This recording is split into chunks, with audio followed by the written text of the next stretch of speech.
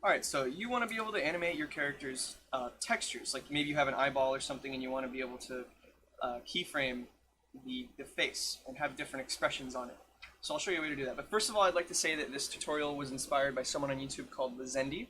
And I'll have a link to that in the description. But I basically adapted their tutorial and changed some things around and added some stuff. But it looks complicated at first.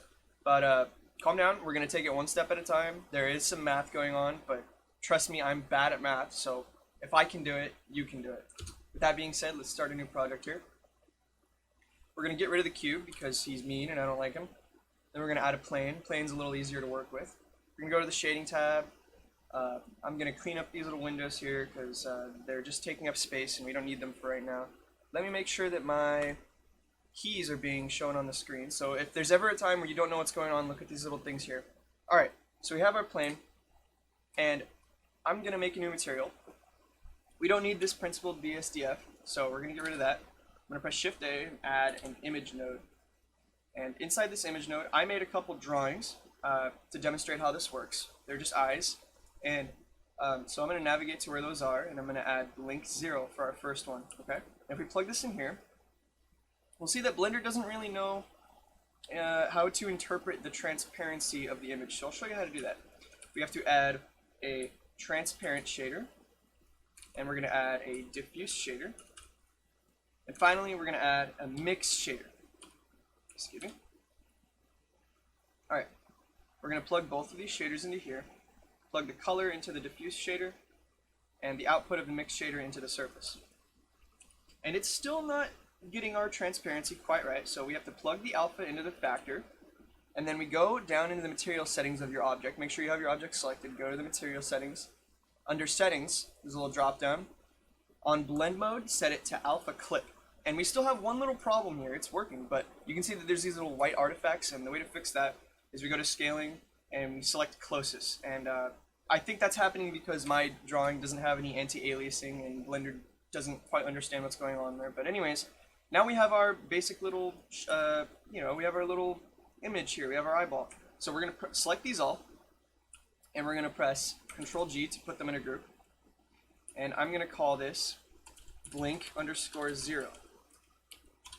Alright, so that's cool. We have one little shader for this one eyeball, but we want to do more than that. So let's duplicate this. Shift D to duplicate. Click this little button right here, and you'll duplicate that group. And I'm going to name this blink 1. I'm going to enter that group, and I'm going to add blink 1.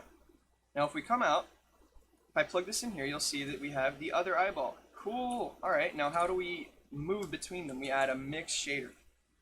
And so if we plug these in here, you'll see that the way it works right now is it's kind of fading in and out. But we don't want that, do we? How do we make it so that it's just 0 or 1? We want it to be on or off, right? So the way to do that is you add a new math node and set it to greater than. If you press G, it'll go straight to greater than. And the way that this works is whatever, this is A, right? This input is A, and this one is B.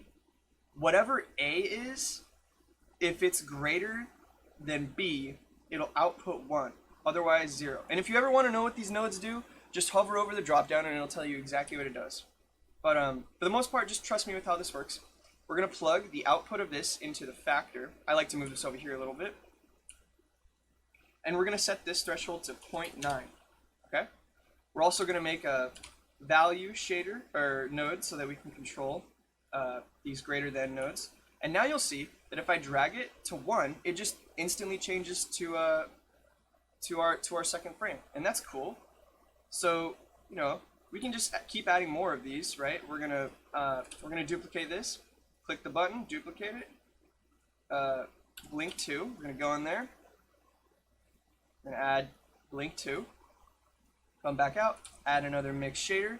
And you want to chain these mixed shaders vertically. So we're going to take the output of the first shader and plug it into the input of the second shader. Plug this one up here. And then we have to plug this guy in here. We also have to make another greater than node. And we have to change the threshold from 0.9 to 1.9. So here's a cool little trick. You can type +1. You can actually do math in these little sliders, and that's nice. We're going to plug the value into both of these greater than nodes. And now we should, oh, excuse me. We also have to plug the math node, the greater than node, into this next mix shader. So now, when we move it to 2, we have this functioning blink. That's cool, right? Very cool. I like it. Let's get more complicated though. Let's add some more stuff. So you can keep adding these long chains and have this long thing that goes all the way down into space, and you just keep going through these values, and that's all fine and dandy. But I kind of like to have separate controllers for these things. So I'm gonna make one for the angry expression I made. I'm gonna name it angry. We're gonna come in here, and we're gonna make sure that this is set to angry. I think I messed something up here. 1 second. Yeah, I changed this one to another image without duplicating the group first. So, but anyways, now we're gonna take another one. We're gonna separate these, okay? I don't want to have to slide through all of them. Just do that. We're gonna have 2 sliders that control both of these, and but we're still gonna chain them, right? We're still gonna be chaining this. We're gonna make this long chain of mixed shaders, and we're gonna plug angry down here. Get another greater than node. This one's gonna be at 0.9. Plug this guy in here. Plug the factor in down here. So now, when this one's, we still have this one working, right? But now, if we want to, suddenly we want to have anger, we have this separate keyframe down here, this separate slider. And if you ever want to name these things, you press N and it'll pull up the properties panel. Make sure you have it selected, and you can type in angry control, right? And I'll do the same one for up here. Blink control.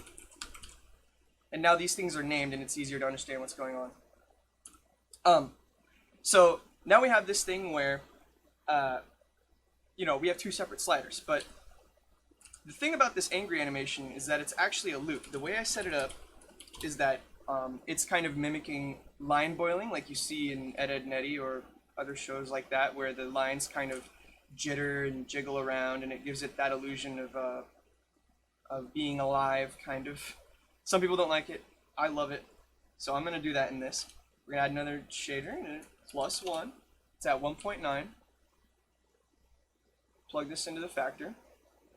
And now when I go from 1 to 2, it kind of jiggles around a little bit. It does the line boiling thing. I have a problem with that though. I don't want to make a keyframe for 1 and 2 and duplicate it on the timeline.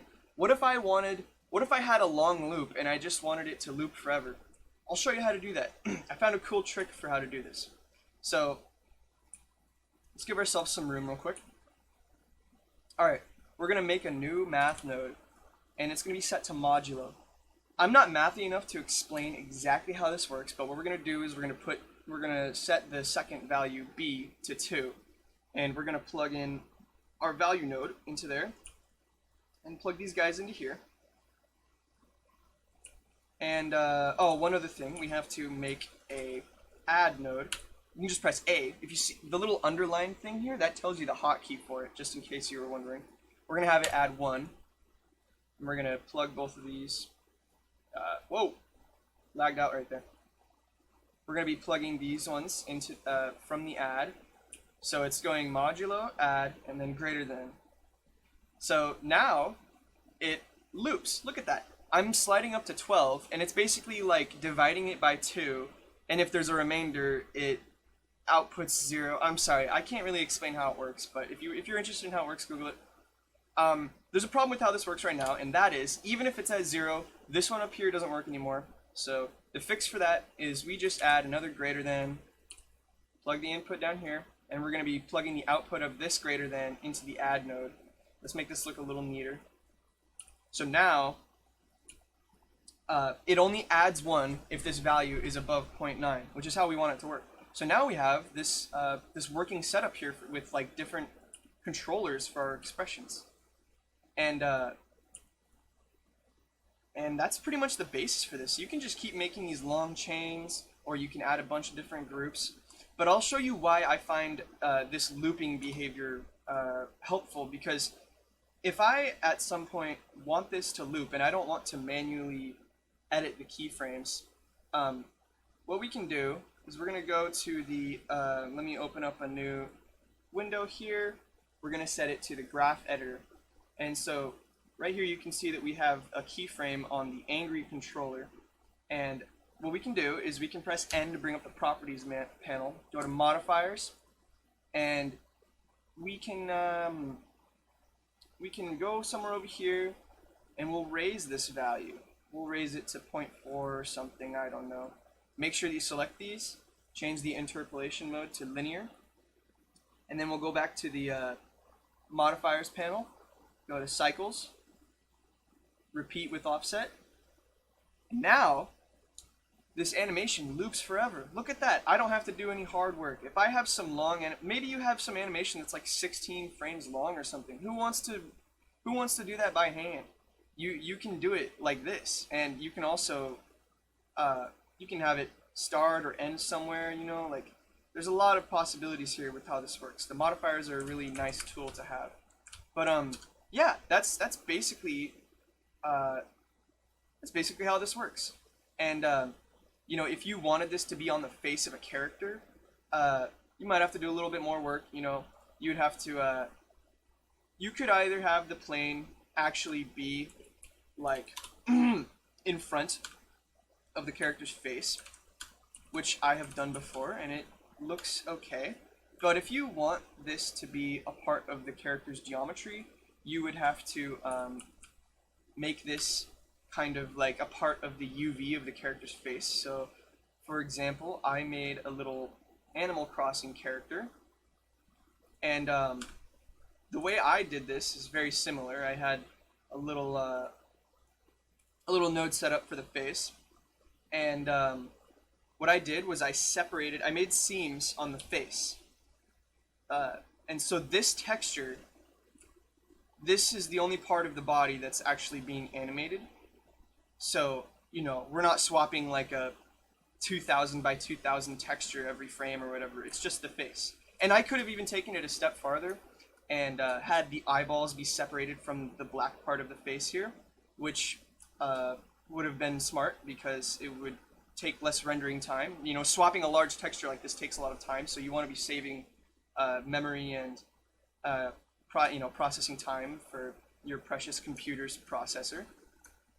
And that's basically how I got this to work. See ya.